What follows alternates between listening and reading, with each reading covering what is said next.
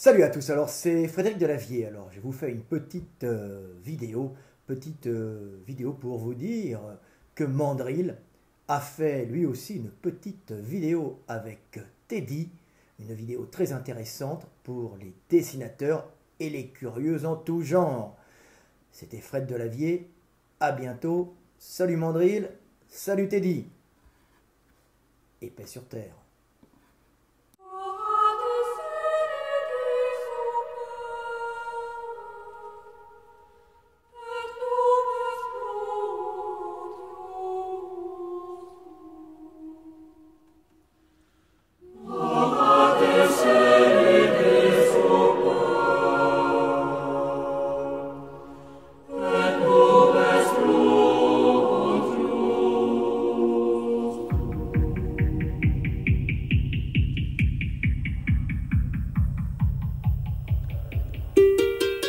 Depuis quand, dans le christianisme, il est autorisé, voire proposé, de garder le sang des gens en vitrine?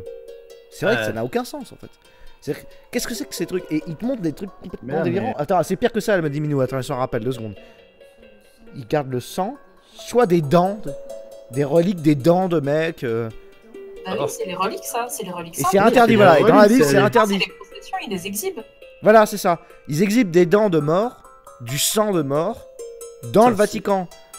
Et mais c'est caché dans le Vatican. Et du coup, ça, c'est interdit par la Bible. Et tu te dis, mais du coup, on est où, là? On est où? Mandrill. Et le prochain invité, c'est Mandrill, qui va nous parler, qui va nous faire un erratum sur ce que j'ai raconté la semaine dernière à propos de la chrétienté. En attendant, je prends Mandrill. Du coup, Mandrill, t'es avec nous. Est-ce que tu nous entends cette fois-ci? Oh, putain, ça y est. Yes. Bon, avec toute cette attention quasi providentielle, je peux que déchoir maintenant à mon statut d'érudit médiéviste. Ah ouais. Ça m'a foutu la pression, quoi. Non, alors, tu viens pas en tant qu'érudit médiéviste, Mandrill. Ta première apparition dans mon live, elle est disponible sur ma playlist, sur ma chaîne qui s'appelle Best of Teddy Boy Live, où tu avais remonté ton apparition en l'agrémentant d'illustrations. Elle est passionnante, cette vidéo que tu as faite. Et de toute façon, elle est disponible à partir de ma chaîne. Cette fois-ci, recontextualise. Qu'est-ce que j'ai dit la semaine dernière qui a piqué au vif ton instinct de mystique? Qu'est-ce qui s'est passé? Alors, en fait, c'est simple. T'as dit des choses vraies. Cro-Blanc a senti aussi des choses vraies que tu disais et a essayé de contrecarrer une espèce de, comment dire, d'a priori négatif sur une grosse erreur que tu as fait d'histoire de l'art et d'histoire médiévale sur les constructions de l'art gothique. Des cathédrales qui se différencient du Vatican. Ok. Moi, ce que j'ai dit, c'est que je trouvais satanique le fait de garder les reliques des saints pour les catholiques. C'est-à-dire qu'en fait, dans le... comment on appelle ça? Dans le Vatican, ils gardent des dents de saints. Et c'est ça que mais non, mais alors, c'est là où je vais en venir, Teddy. C'est qu'un truc que tu n'as pas compris, c'est qu'il n'y a pas un sacro-saint Vatican qui serait l'épicentre de tout le trafic de reliques et de corps. Bien sûr, Rome a les catacombes. Et les catacombes donc, du 3e et du 4e siècle qui ont tous ces corps de martyrs chrétiens, les premiers chrétiens. Les catacombes de Rome sont des lieux de sépulture souterraines dans lesquels les chrétiens de Rome, notamment, enterraient leurs morts lors des premiers siècles de l'Église primitive. Le nom original de ces lieux était coemeteria, dortoir. Le terme catacombe vient quant à lui du latin ad catacombus, c'est-à-dire près de la carrière. Et c'est qu'à partir du 5e siècle que l'expression devient un nom générique pour le genre de cimetière chrétien souterrain. Mais il ne faut pas croire, les catacombes les plus importants étaient certes chrétiens, il en existait aussi pour les juifs et les païens. Ce qu'il faut que tu comprennes, c'est que tout le parc gothique européen, qu'il soit germanique, français, suisse et même slave, ont des reliques. C'est-à-dire que l'art gothique naît de ce désir de voir des reliques. Et c'est là que c'est très intéressant parce que bon, c'est un peu le Suisse qui va expliquer l'architecture gothique française à un ami dessinateur. Donc je suis très honoré pour faire ce travail. D'ailleurs, en fait, à la base, l'art gothique, juste une petite digression, on appelle ça à la base le Francigenum opus. Ce qui signifie en fait l'art français, Francigenum opus. Je le balance dans le chat s'il faut. En fait, c'était l'art français mais ça veut aussi dire l'art francilien, enfin l'œuvre francilienne. Et puis c'est ce style qui a été utilisé jusqu'à que les Italiens, pardon, je suis italien donc je peux le dire, au XVIe siècle, on parlait de l'art gothique.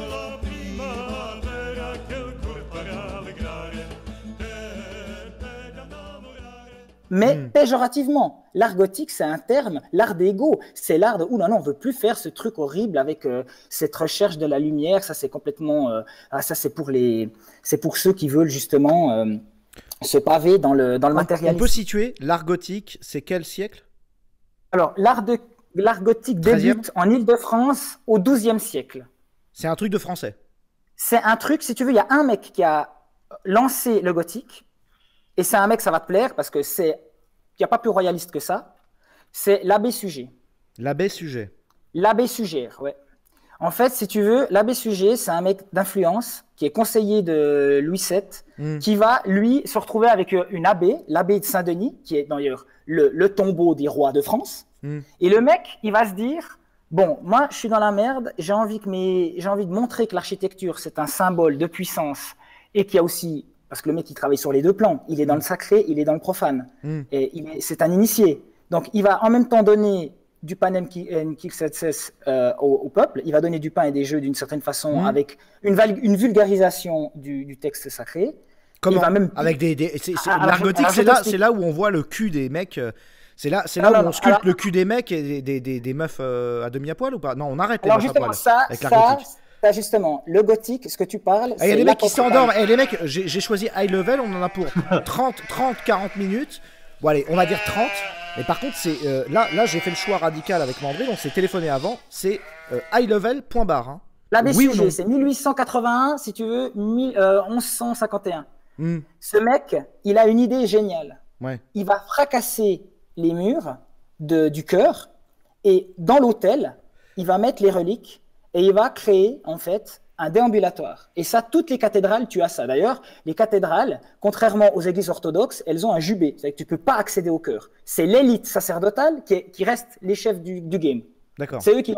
Tandis que les Français vont avoir cette idée assez géniale de se dire, maintenant, la populace va pouvoir tourner autour des reliques, va pouvoir toucher les reliques à travers du gros verre soufflé. Ça, c'est le gothique. Ça, c'est la grande innovation, indépendamment de l'innovation technique de l'architecture, de l'arc-boutant, de l'arc brisé, de tout ce que tu veux qui va permettre l'élévation et on va dire la grandeur des vitraux. Parce qu'avant, les édifices, dans l'art roman, on a un truc trapu, on a un truc avec des arcs plein cintre, avec des voûtes en berceau, les murs épais, il n'y a pas de lumière qui passe. Il n'y a pas de lumière qui passe. Avec l'art gothique, on va donner une dimension, on va dire, métaphysique au message divin, c'est-à-dire faire entrer la lumière dans l'édifice. Et pas seulement ça, il y a en même temps un truc très concret, on va essayer d'aller voir on va dire le charnel, le côté, on va dire, matériel de cette histoire de la foi. Et là, on fait le mystique et le trivial en même temps.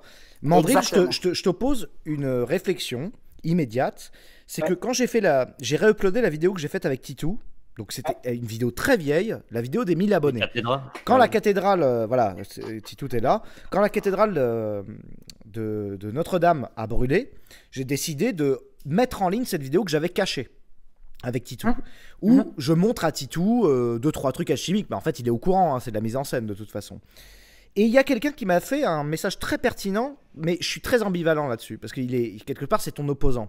Il me dit le message caché de l'alchimie est forcément mauvais, puisque en fait Dieu parle directement à ses ouailles, quoi, tu vois. Il parle directement à son peuple, Dieu, enfin à l'humanité. Il n'y a pas besoin de cacher le message. Si on cache le message, c'est que c'est mauvais. Normalement, il ne devrait pas y avoir de relation intermédiaire entre Dieu et l'homme. Et selon lui, le fait de cacher les messages, l'ésotérisme, c'est déjà un début de déviation. Ton mec, il a rien compris à Guénon. Hein.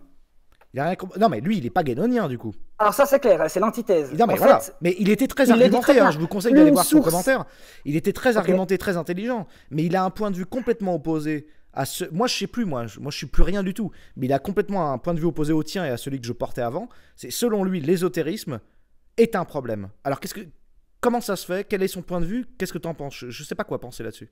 Et justement, en fait, il n'a pas compris un truc, mais je vois très bien ce qu'il essaie de dire, parce qu'on peut rejoindre son discours par rapport à une analyse guénonienne où on dit que plus la source est ancienne, plus elle est fiable, plus elle est sacrée, plus elle a une priorité métaphysique sur l'échelle des vérités spirituelles. Tu vois, il y a une échelle de vérité, et puis il y a une échelle de vérité intellectuelle. Guénon, il parle très bien dans les Vedanta de la Shruti, c'est la révélation et la connaissance première, qui est orale, ça va te plaire, qui est immédiate, qui est reçue du premier maître de la source inspirée. Et puis elle s'oppose à la Smriti, je prononce l'indien comme je peux, c'est S-M-R-I-T-I, la tradition écrite, ou architectonique, où en fait on va la mettre en valeur de manière, on va dire, profane. Elle est ultérieure, donc elle ne peut que lui succéder. Totalement d'accord avec ça. Inférieure en autorité et en sacralité. Donc la conception orale est prioritaire par rapport à la conception écrite. Moi je suis complètement d'accord, je fais que de l'oralité.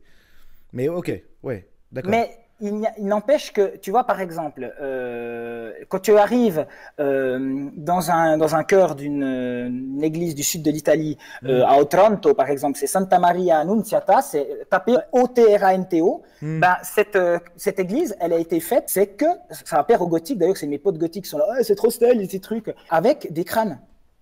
Parce qu'en fait, c'était les crânes des martyrs qu'ils ont tués par les invasions musulmanes. Donc, il y a un symbole très profane, à la con. Voilà, genre, on s'est fait niquer la gueule, on a récupéré le terrain, maintenant on vous montre comment ça s'est passé. Il y a exactement ça au Portugal, la Capella dos Ossos aussi. Il y a en Tchéquie des trucs de malades. En Suisse, tout près de chez moi, il y a l'ossuaire de la chapelle de Loesch, qui est magnifique. Puis c'était un travail donc de montrer cette on en parlait hier, le profane. Profanum, c'est devant le temple. C'est la chose concrète, accessible. Mais ça n'empêche qu'il y a toujours un sens caché, parce que derrière le côté, bon voilà, on va leur mettre du gore et puis on va leur mettre. Il y a. Je prends l'exemple des colonnes. Tu as étudié, toi, la façade. Tu étais en façade extérieure, hein, tu étais sur le tympan. Oui, hein, que extérieur. Je comprends rien à l'intérieur. Hein. L'église Notre-Dame et de manière générale, les cathédrales, je ne comprends pas l'architecture intérieure. Je comprends que l'extérieur. La cathédrale. Ouais. On parlait de la notion de travail. Ouais. Je vais te donner un petit bonus. Il y a plein d'ésotériques. Des ésotéristes, ils savent très bien ce que je vais montrer, mais j'aime bien. Tu vois le petit personnage au centre là, avec l'échelle et le livre. Avec l'échelle et le livre au milieu. Je sais pas. Regarde sur ma caméra. Tu vois au centre ou pas? Ouais. Et bien en fait dans sa main il y a un livre ouvert et un livre fermé. Ok. Elle s'appelle la Cybèle. On dit que c'est la muse des alchimistes. Ah. Elle s'appelle la Cybèle et elle a un livre ouvert et un livre fermé parce que ça symbolise l'ésotérisme et l'exotérisme. D'accord. Dans sa petite vidéo, qui a pris d'ailleurs un petit coup de vieux question montage, Teddy nous avait un petit peu emmené à travers le portail central de la cathédrale de Paris pour nous montrer l'importance des symboles hermétiques et alchimiques que contient cette statuaire médiévale. Mais là, je vais faire une petite pique, vu que j'ai parlé de Guénon, qui parle lui-même de l'ésotérisme chrétien par rapport à Dante, se souvenir que, chez Dante, les alchimistes sont condamnés à l'enfer. Et ils sont placés dans la 10e fosse. Alors je cite, « Les deux poètes arrivèrent à la cime du pont qui domine le dernier des 10 fossés du cercle de la Fourbe. Assaillis par des plaintes déchirantes, ils descendirent jusqu'au bord du fossé et découvrirent des âmes gisant et se traînant, rongées d'ulcères, dévorées par la lèpre. Cette lèpre, alliage impur de leur chair, rappelait leurs crimes. Ce sont les alchimistes et les faussaires. » Alors, ce qui est drôle, c'est pas de confondre les alchimistes et les faussaires. Il faut pas confondre les deux. Mais on est bien d'accord qu'on a une vision matérialiste de l'alchimie.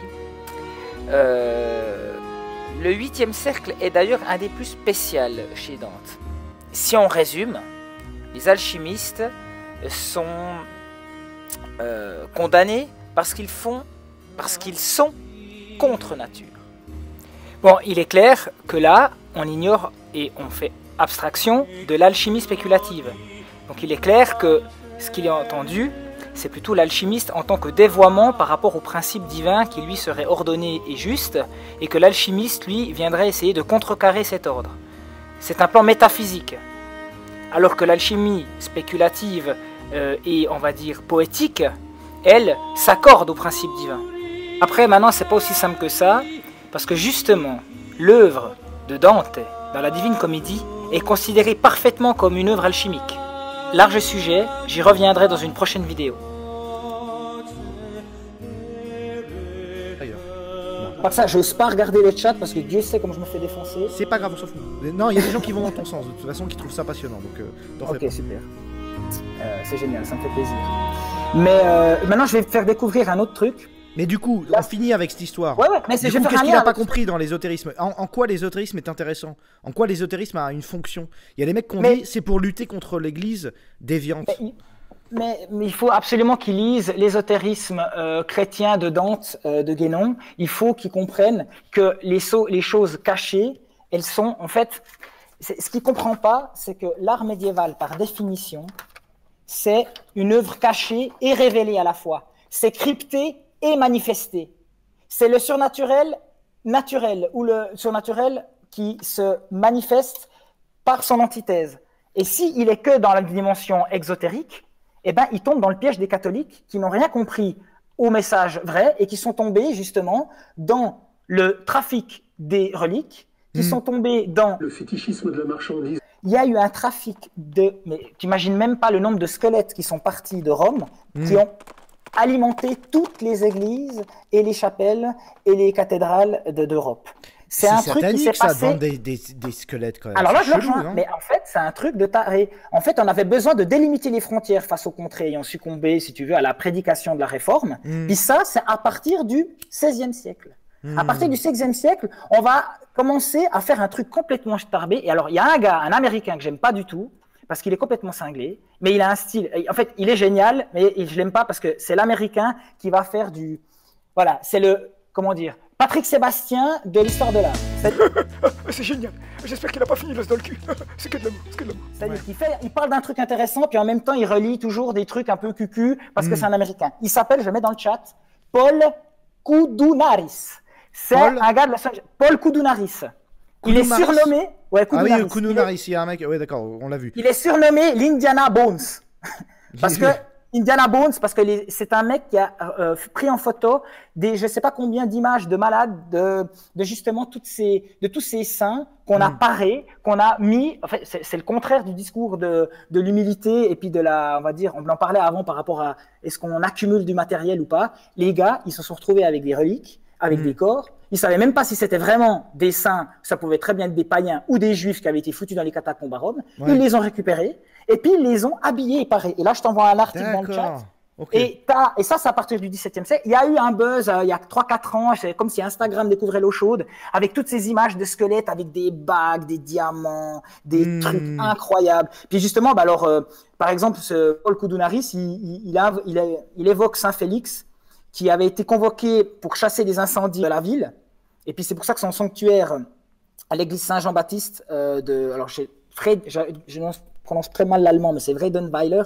C'est devenu un lieu de pèlerinage populaire en Allemagne. Ils ont associé le fait qu'il repousse les vents avec une prétendue, on va dire, capacité à conjurer l'épée. Ça fait rire. Puis il comprend pas qu'en fait, il y a un côté chtonien et on va dire burlesque apparent, mais en fait, ça veut pas dire qu'il conjure l'épée. C'est bien plus subtil. Mais après, on commence à faire de l'exégèse, et puis on sait que les médiévistes ont, dans la langue des oiseaux aussi, plein de jeux de mots et plein de gags. Je vais pas rentrer là-dedans, parce que là, on perd tout le monde. Non, mais après, je vais te poser une question après, pour finir, mais vas-y. Je t'envoie aussi 2-3 images dans le chat. Juste, Mandrill, il y a un mec qui dit... Alors, il y a 2 questions pour toi. Ouais. Déjà, c'est très con, mais est-ce qu'il est franc-maçon? Je te demande pas de répondre tout de suite. Et ensuite... alors, il est pédant. Alors non, il est pas pédant. C'est juste qu'il est, voilà, il est habitué à parler comme ça. Et ensuite, l'ésotérisme. Alors, qu'est-ce qu'il a dit? L'ésotérisme est satanique par essence, à part l'alchimie opérative. Il y a un mec qui a mis dans le chat. Alors, je trouve ça étrange comme affirmation. Mais vas-y, je te balance 3 pistes, je te laisse... Alors, mais alors l'alchimie opérative, elle est justement pas profane, elle est initiée, et tu ne peux engager une voie initiatique que dans une certaine forme de travail personnel qui n'est pas justement la vie de tous les jours et l'accessibilité aux connaissances naturelles, notamment comme les Grecs l'avaient fait. Aristote est parti de l'observation de la météorologie, enfin de la météo et du ciel.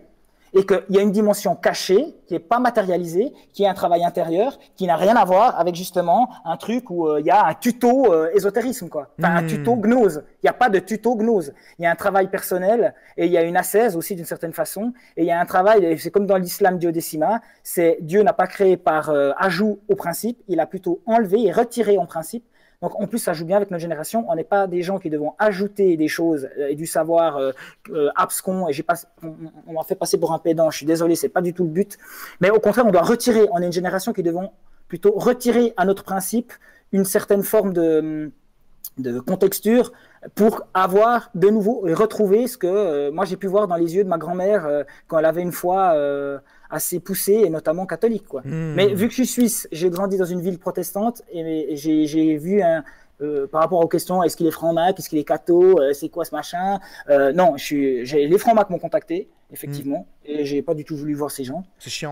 Franc-maçon, c'est nul, chiant. mais c'est aller passer sous une épée et passer 2 ans à faire une réunion par mois au lieu de te cultiver toi-même, c'est vraiment très chiant, hein. C'est vraiment une proposition de con, hein, franc-maçon, hein.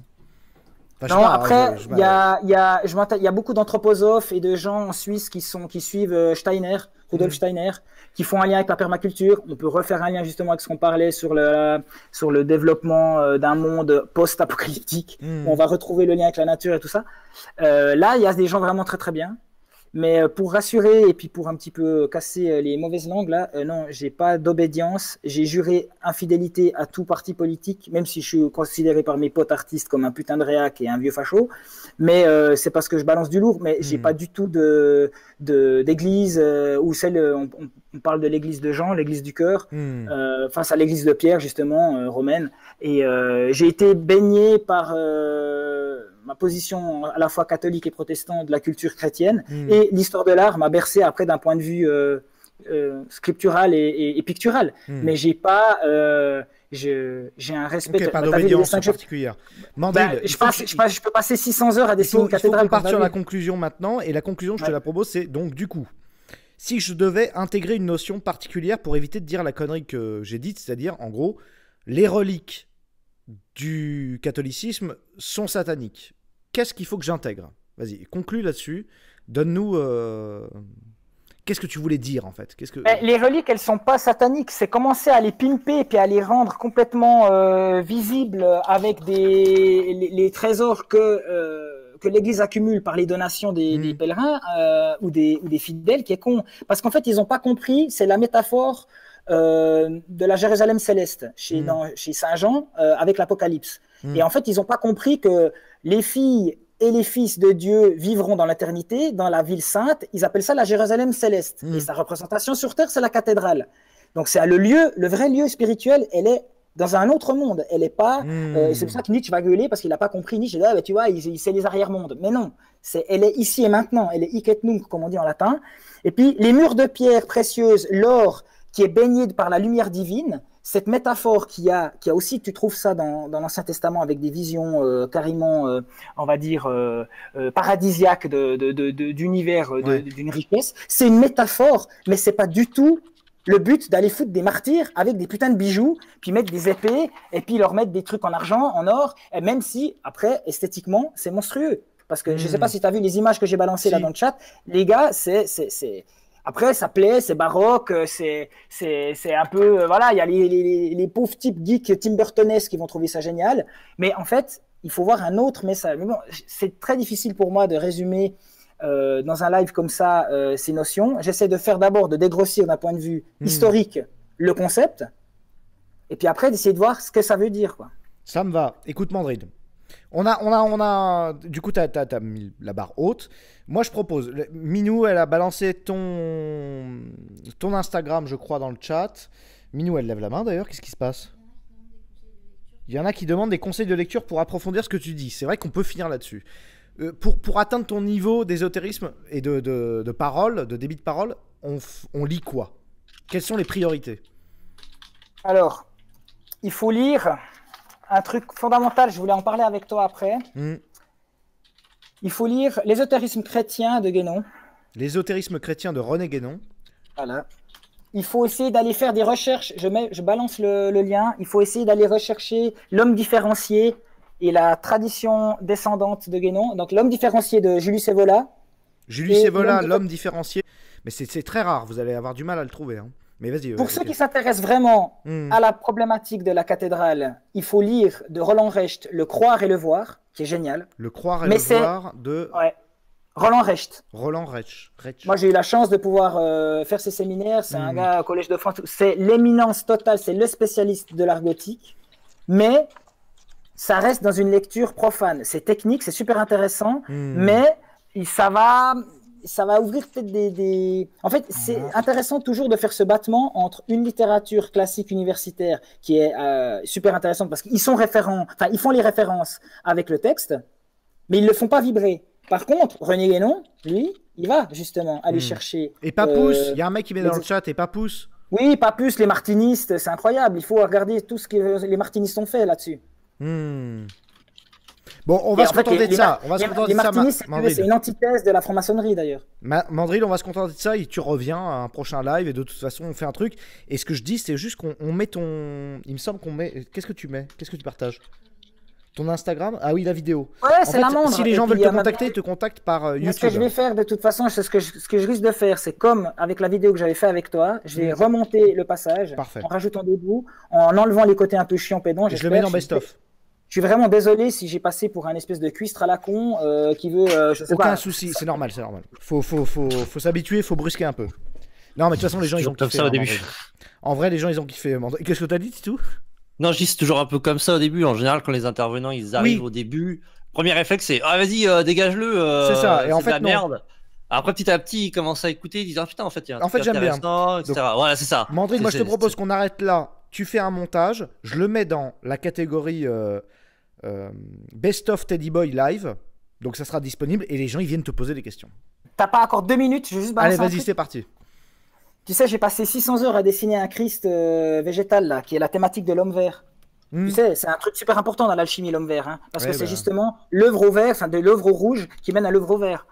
C'est ce visage recouvert de feuilles, symbole de dépendance de l'humanité. Tu sais, tu vois partout ça dans les fontaines. C'est ce visage feuillu qui n'est pas du tout avec une filiation chrétienne. Ouais. Et là, Cro-Blanc, il avait bien aussi expliqué ça. Le fait de garder des morts et puis de faire des reliques, c'est un truc d'avant. Et ben, cet être sylvain, cette espèce de, on va dire, de dépendance du pouvoir des plantes et de soutenir, aider et renouveler la vie, on le retrouve dans les cathédrales.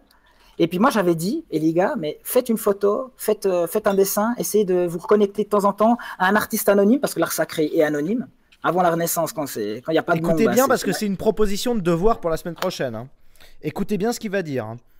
Et un truc, quand tu as parlé des culs, là, tu as parlé des culs avec les romans qui montrent des trucs grotesques et tout ça. Ça, c'est un truc super intéressant que tu as parlé. Il y a un petit terme pédant, je suis désolé, mais faites des recherches, c'est hyper intéressant. C'est l'apotropaïsme, ou les statues apotropaïques, qui sont faites des figures effrayantes. Donc c'est paradoxal, sur la maison de Dieu, tu mets des monstres, quoi. Tu mets des gargouilles. C'est vrai.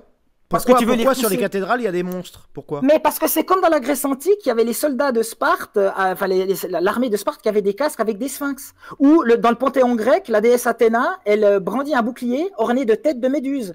Pourquoi? Juste parce que c'est stylé? Comme un Marvel?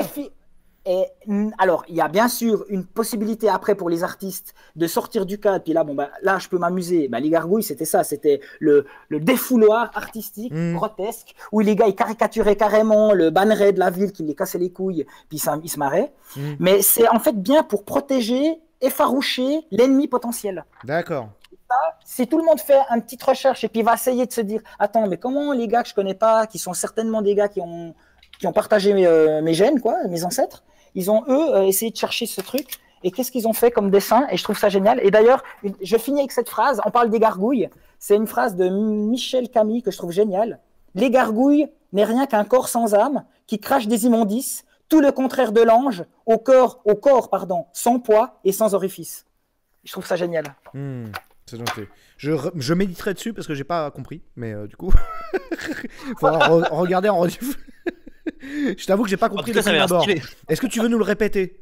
Alors, je le répète sans bégayer. La gargouille, donc on les connaît tous, ces statues bizarres. La gargouille. La gargouille n'est rien qu'un corps sans âme qui crache des immondices. Tout le contraire de l'ange au corps sans poids et sans orifice. Ah, il a pas d'orifice, l'ange? Bien sûr que non. Le petit nuage à la place du caleçon dans la déviance scolastique. D'accord. Alors que la gargouille, non, ça c'est bien plus tard. Ça c'est les artistes italiens qui ont fait les poutos. Puis justement, ils étaient emmerdés parce que les petits anges, ils leur dessinaient quand même un petit kéké de bébé. Mais le petit kéké de bébé, ça va. Ok, bon, ça me va. Mandrill, c'était parfait. Tu fais un montage si t'en as le loisir et je le mets dans Best of. On en reparle. Et je te remercie énormément de cet apport. Ça m'a fait super plaisir. Et puis, je suis écrivant sur Instagram. Je réponds franchement à toutes les personnes qui me posent des questions. La dernière fois, j'ai eu, je sais pas moi. Quoi pour te trouver?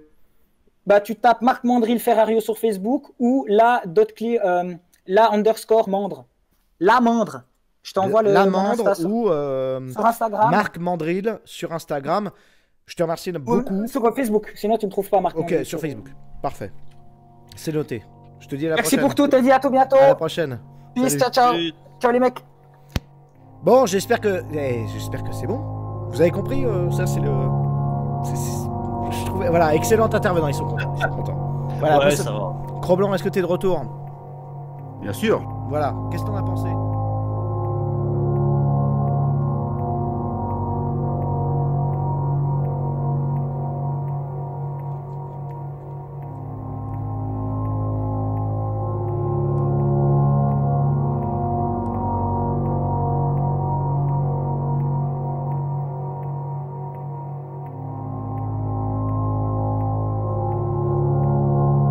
En fait, ce que j'ai proposé comme devoir de la semaine, c'est pas simplement faire des photos en mode hashtag Instagram Kikou cathédrale gothique.